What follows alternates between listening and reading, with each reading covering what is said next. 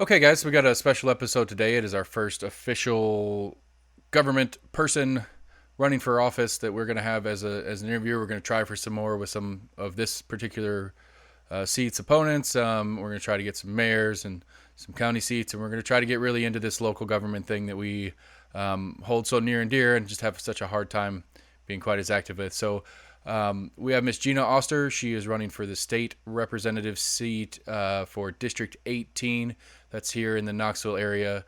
Um, really down to earth, really great to talk to, and we really appreciate having her on. So here we go. We have Miss Gina Oster with us. She is running for District 18 state senate seat. Am I correct? State representative. State rep seat. Okay, that's one of the Uh-huh. clarifies. Because one of the things to us, well, I guess let's start here. Let's let you do your pitch that you normally do. You're obviously on the Republican side of the ticket. Was doing a little research. You're going up against the incumbent Eddie Manis. So No, not an incumbent. It's an he, open seat. he's Um, yeah, he's just my opponent. okay. But he's been in other offices around before. Is that He correct? he ran for city mayor a few months ago, Okay. and so that's kind of where that is. Okay, so that's why I recognize his name so hard. I just assumed Right, incumbent. right, That's my fault. And again, another one of the things about this show is we want to try to focus on local politics, and right. the only one I ever really see is that little Sunday morning one on WBIR, and it's really boring. It's hard to watch, and so we're trying to make it a little more interesting for our personal demographic, and hopefully other people like a little bit more of a real world. Like it's just so dry and cold when I see that version of it. And trying to research you to even have this interview, the only thing I could get media wise was there was a WVLT story about you versus Manis in the primary, and then Virginia Couch is the unopposed Democrat on the ticket. Right. And so that's really all I could find. I got your website and that story. And so again, we're not big fans of the media as a whole because we don't really feel like we hear ourselves. Right. And I'm trying to get better about understanding local politics, knowing what's going on, because I believe that's a better focus to get better change for my life, my family's life, my community.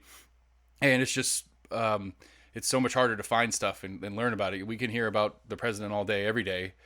Right. And, you know, that's so far removed from us. So, um, you're obviously, and and sorry. from our point of view, it's sad on how you have so many people that go and vote when a president's being elected, and it's the turnout when it's non-presidential election year, and it's Right. just more effect can be made within your local government than the national government, and I don't even know how to get to people out there to realize that.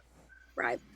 Okay. So for you, It's go ahead. yeah, it's really important, I think, because the state and the local politics are what really affect us on our daily lives, and it's probably not as exciting though, Right. as what's happening on the national level a lot of the times. But it's definitely important, and being able to talk to the voters right now, I'm at least being able to share that information with them. That's good. I first found out about you as a couple of your volunteers knocked on my door, and I'm usually the type that's like, get out of my lawn, yeah, my guy. But they were good and they're polite, and they gave me a flyer, and you know, it again. This is the point: is that like I knew there was some stuff coming up on that's local on the ballot, and we had some primaries going on, all that different Right. stuff, but I didn't know what seat was on. I didn't know all that kind of stuff, and so again, an excuse for me to get more personal knowledge and hopefully share some of that personal knowledge with more people is the point here. Right. So I saw on your site you were what Cedar Bluff Elementary PTO. Cedar Bluff schools at that time. So it Okay. was all three schools Okay. were PTSA.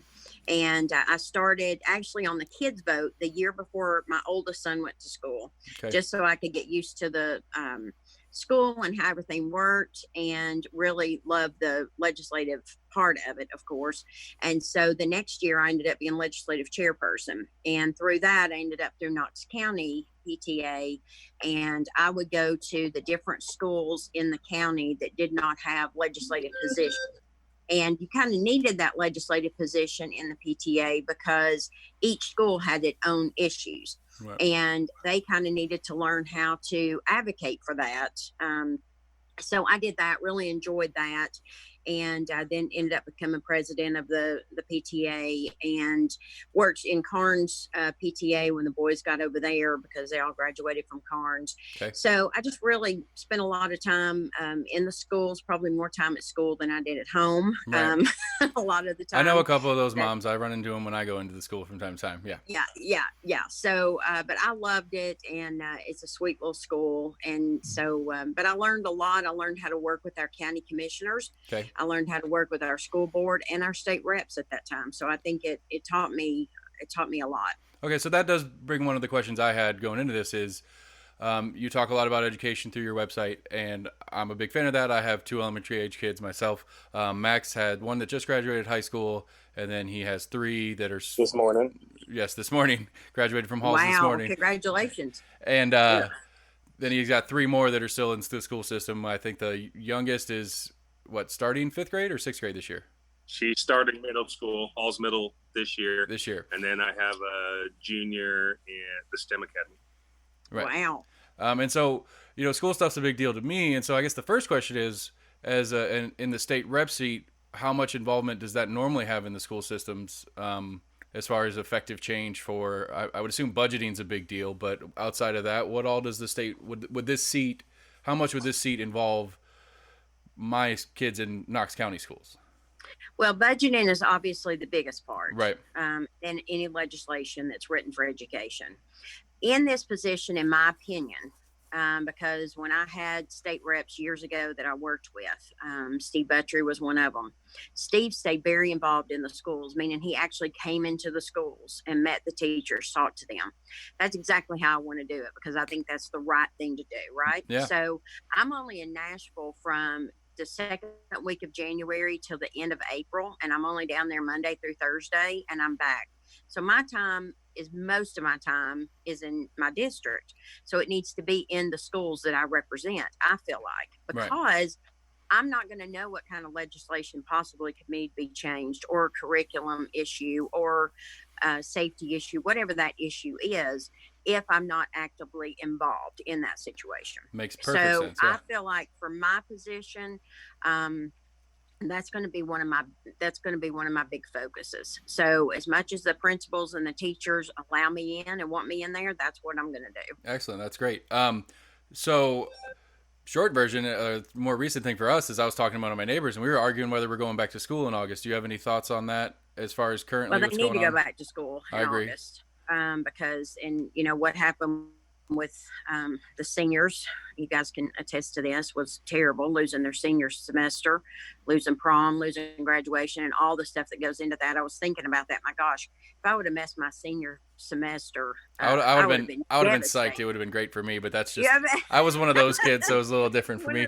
But I mean, I would have been devastated, but they need to get back to school, start in August. Okay. And I just, I wish it could have been handled a little bit different. Right. I mean, in fairness, I'm with you 100%. And the lack of understanding of what was happening, which seemed to be across the board, is came out with, I believe, and I think you're in the same boat, is that we kind of overreacted to it. And then once we overreacted, we had to run the course at least out. And then by the time it was like, okay, maybe we could go back.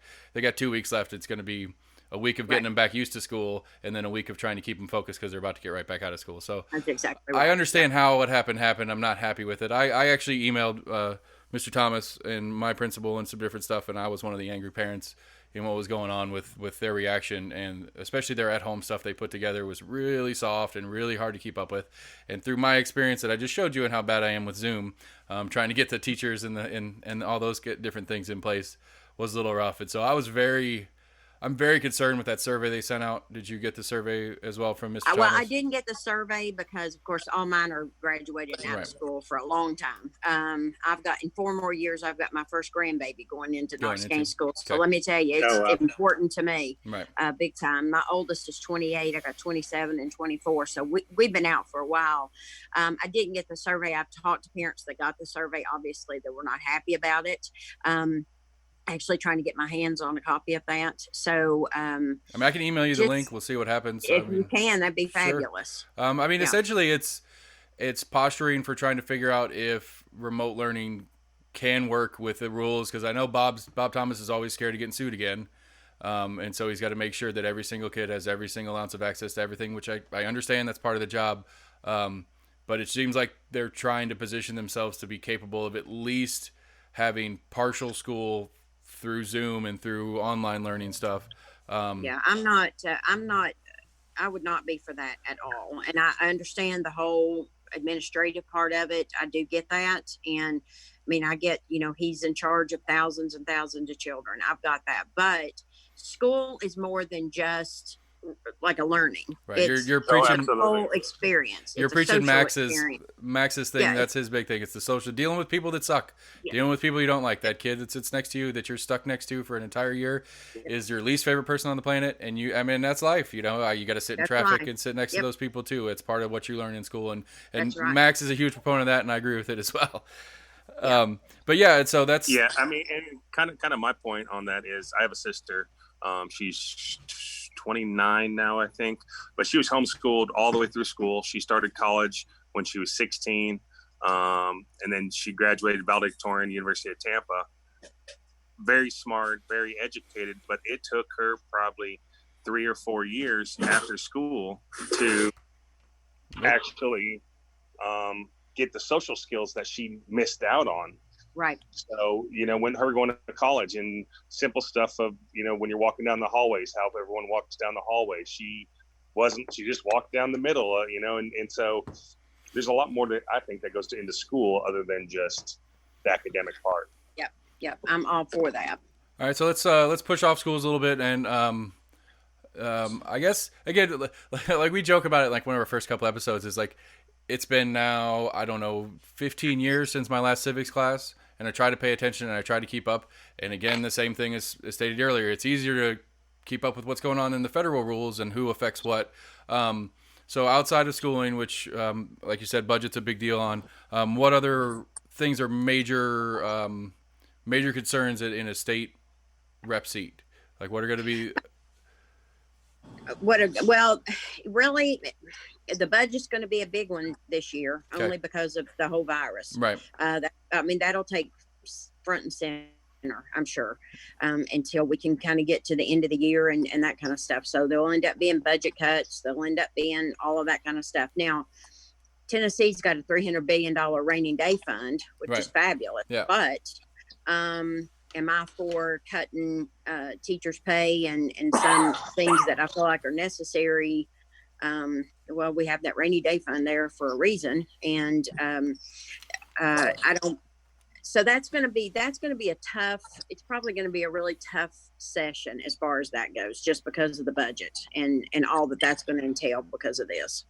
Okay. Now, shouldn't there be I would think there would be a surplus from this year, since there wasn't all the school lunches, and there wasn't Right.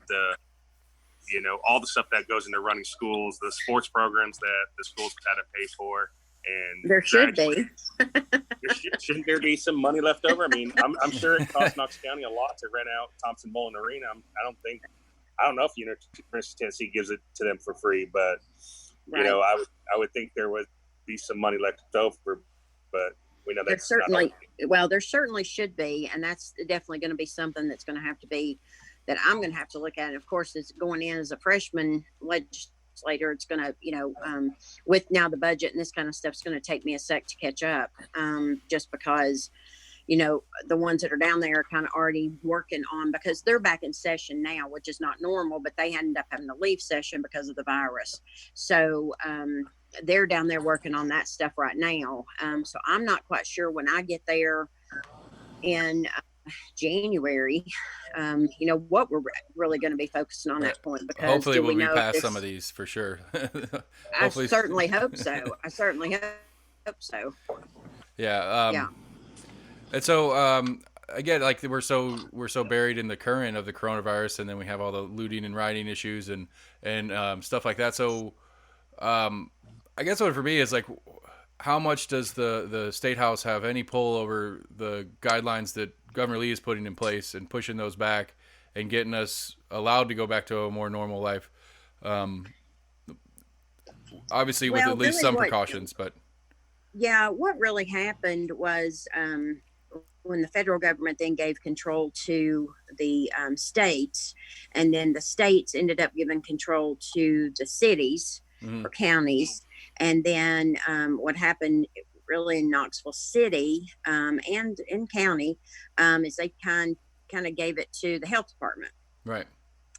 And personally, I felt like that was the mayor's responsibility.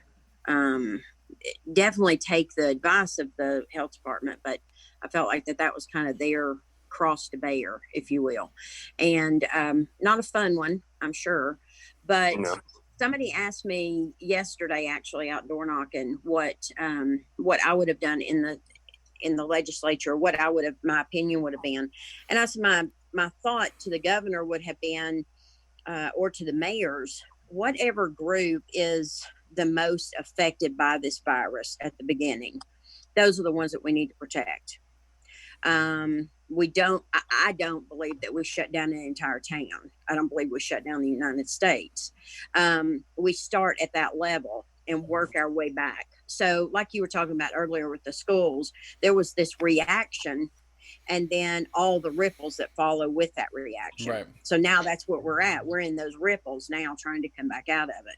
So that would have been my first opinion for the older people, for the people who are ill, who have issues that would have affected that. But to go in and try to tell businesses that they're essential and then some aren't essential and then this is essential, and it was almost like it was a ball going down a hill that we couldn't stop. Right. Yeah. It just kept gaining momentum. Yeah. And it was hurting a lot of people. So, the virus is real. People got sick from it. I understand that. But there are other issues that are coming along with this virus, being mental health, being emotional, being financial. There are a lot of other things that come along with that. And so we've got to, I'm hoping that we learned a lot of lessons. I hope so too, indeed.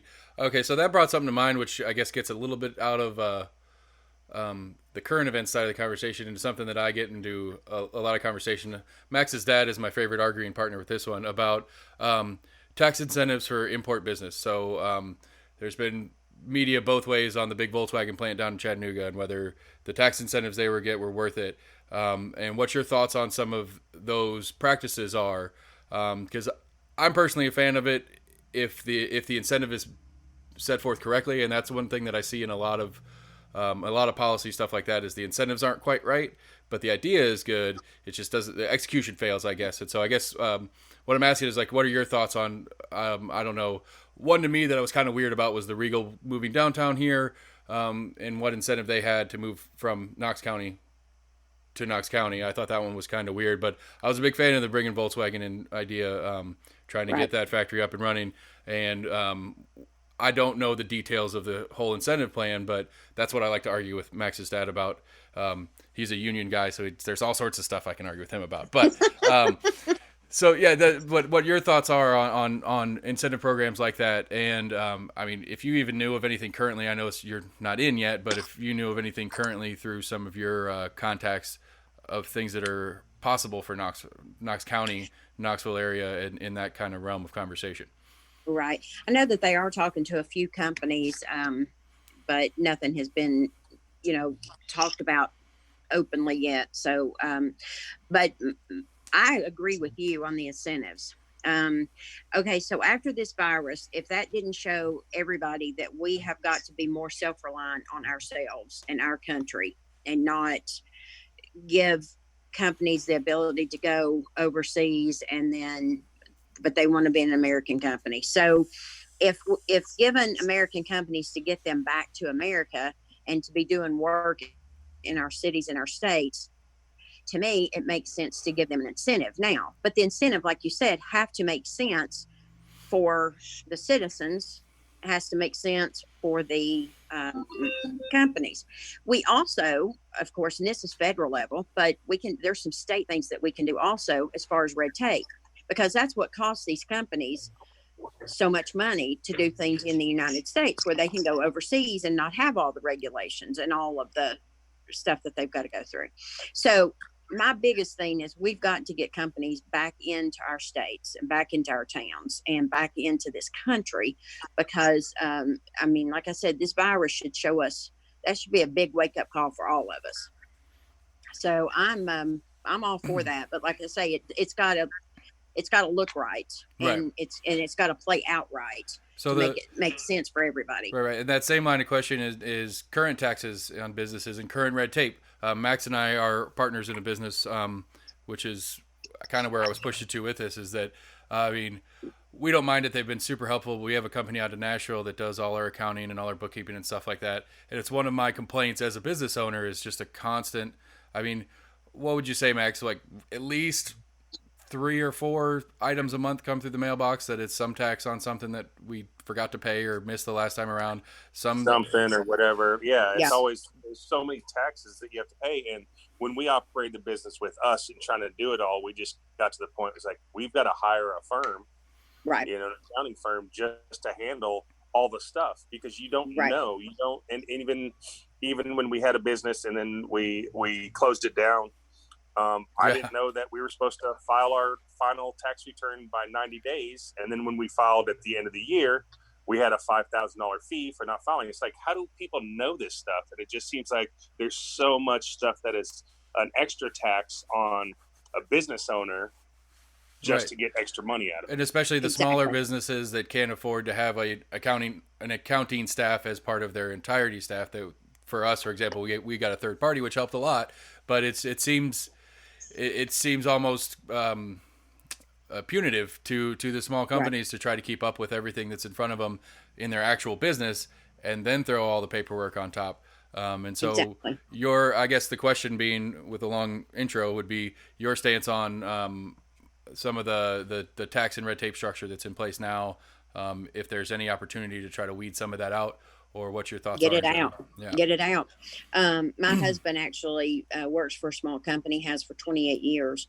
And of course, we've seen it over the years just continue to get worse and worse and worse and worse and more expensive. And of course, health insurance, just everything that goes into owning a business has just gotten outrageous. And I'm a realtor also. And so I work with the home builders. And we actually had a meeting a few months ago, and they were talking about some more regulations that were coming up. Well, the problem is people talk about affordable housing, and Knox County is booming. I mean, we're growing, and housing market is insane busy right now. I mean, I'm crazy busy, and but the affordable housing, or for first time buyers, this kind of stuff is tough because these builders are getting hit with all these regulations and all of this red tape and all of these inspections and that cost. And so what are they going to do? They have to pass that on to the homeowner because they've got to be able to make money. Right. And so there's a lot of stuff in that arena too that can be cut. So if there's an opportunity and it makes sense, and it's obviously not at the detriment of someone's health or safety or well-being, then I think it needs to be looked at being cut, because we are stifling people being able to come in like you guys and have a small business, or to be able to be entrepreneurs, if we're going to tax them and regulate them to death. It just doesn't make any sense to me. Right. Okay. Good. You're you know your audience right now. At least you're selling well to me. I don't know. Max, you got anything right now? I'm kind of blanking on any further questions. Yeah, I mean, it's kind of talking about like just bureaucratic stuff. I got a letter in the mail from Knox County Property Code Enforcement. I got it on Friday because I don't have a homeowners association, but I have an RV and I have a traveler trailer. I've got 2.25 acres, and I was told I'm in violation that I can't have 2 of those on my property. I'm only allowed 1. Wow. In And Knox to County. me, I'm like, Right. why is there a law? It's county. It's his property. And if I don't remove one of the trailers, so means I'm going to have to Oh, lost him there for a second. Yeah. say again. No, we lost you there for a second. It was. Yeah. So but you're county, not city, correct? I'm county, not city. Right. Okay. Wow. Wow. So Okay. I have to store one of those. It doesn't make any sense. No, it doesn't make any sense whatsoever. People have a problem with that too, as far as home I was also ownership. told that you can't. You were told that you can't. I was saying you can't have two boats. So if you have a pontoon boat and a fishing boat, you're not allowed to have those. That doesn't make a bit of sense. That doesn't make any sense, which is actually kind of surprising for the county, because they usually tend to be a little bit looser. I was very surprised. Tend to be a little bit looser on that, especially if you don't have an HOA that no. That's telling you that. Well, so I guess the question, yeah, well, I mean, the question is, which is probably not technically in your field, would be where. Okay, so here's a better way. To your knowledge, where can Max go to see the law, the code that he is breaking by doing this? Do you know where? Well, you know what I would do is I would call your county commissioner and speak with your county commissioner about. I would call your county commissioner and speak with them about this. And let them do that research. I called the code office. I called the code office this morning and talked to them, and the lady's like, I think it's ridiculous, but these are the laws. She said someone's going to be at your property on the 18th to look at it. Because the other thing they hit me for, or tried to hit me for, they said that you're only allowed to have one inoperable vehicle in your yard. And I have a lot of vehicles. I have a food truck called Veteran Rations. I have an old Jeep but all of my vehicles run, but somebody doesn't like me having stuff. So now I'm forced to her come out here on the 18th and show her that all the vehicles are tagged, all the vehicles run. And it's a nuisance. Yeah. I still would. I mean, not that your county commissioner could change that, but your county commissioner could definitely get a little bit more information and that kind of stuff. I think I would definitely reach out to them. I'm not sure who that is. I mean, you can always send me a text and give me your address and I can look it up and tell you who your commissioner is. Okay. I don't know either. I had it. Bad. I had my county commissioner's number on my phone for a little while. Dial. I don't know if he's say again. So on speed dial. Yeah, I had a big issue with Rural Metro. I won't go into this story. I just had a fight with Rural Metro over them. I'm county as well, and I had my burn permit and I burned some brush out, and one of my neighbors called and Rural Metro shows up and then they tried to send me a $1,500 bill and I had a big argument with them about it. And I was trying to figure out, and it's a weird one, but I don't know. We don't need to go into that whole story. It's a fun story. I like to tell it now that it's over. And that commissioner was great. I wish I could pull his name off, but I mean, I called him out of the blue and was like, "Hey, I got a little situation." He's like, "Tell me about it." And I went, "Blah." Like I was very hot at the time. I called my lawyer. I was about as mad with it's a semi-public interaction as ever been. I mean, Rural Metro is a private company and that weird relationship that they have in the county, which I don't know. That's one that I don't know how I feel about. I would describe myself as a libertarian, so I don't really care about a fire department. They're not that's not my problem, and I don't necessarily hate the idea of a private fire department. But some of their tactics are kind of gross to me. Because it was pay us the $1,500, or you could sign up as a member and we'll post-date it and just pay us $500. It's like, well, that sounds kind of like blackmail. Yeah. But I don't know. Maybe it's just me reacting to the time. It was not a pleasant experience. But I don't know. I really appreciate you. I think we've got a solid 30 minutes and we've taken up enough of your time. We're Max and I and another buddy of ours are property shopping. We're looking for some land, but we're looking Chattanooga. If you know anybody that direction. Let us know. We're interested in some big property, trying to have some acreage. So, but again, we can't thank you enough. If you want to take a second and plug your website, any way that people can get in touch with you on how to learn more about you, to get any information they want to know as far as a better education and how to vote. That's one of the things we're trying to do with this show. And so, hopefully, for our listenership, they can take the time to dig more into you and see more what's going on. So go ahead if you'd like to do that. Perfect. Well, I wanted to thank both of you for having me on. I enjoyed the opportunity to be able to talk about issues and things that are going on. I grew up in Knoxville, was raised here. My husband and I both raised our boys at Cedar Bluff and Carnes. And we have a new granddaughter, new grandbaby, and so I've definitely got her interest in mind of when I go down to Nashville. Just have served my community in this Cedar Bluff community for 26 years. And I currently serve on the Sheriff's Merit Council, and I served on the Knox County Ethics Board. So my experience and passion for Knoxville, I'm hoping to be able to take down to Nashville. And one of the things I do want to do when I'm elected is I want to be able to have county meetings, district meetings, so people can come out, meet me, talk to me. I feel like that is extremely important for a representative to be accessible. I expect that out of my representatives, so I've got to do the same.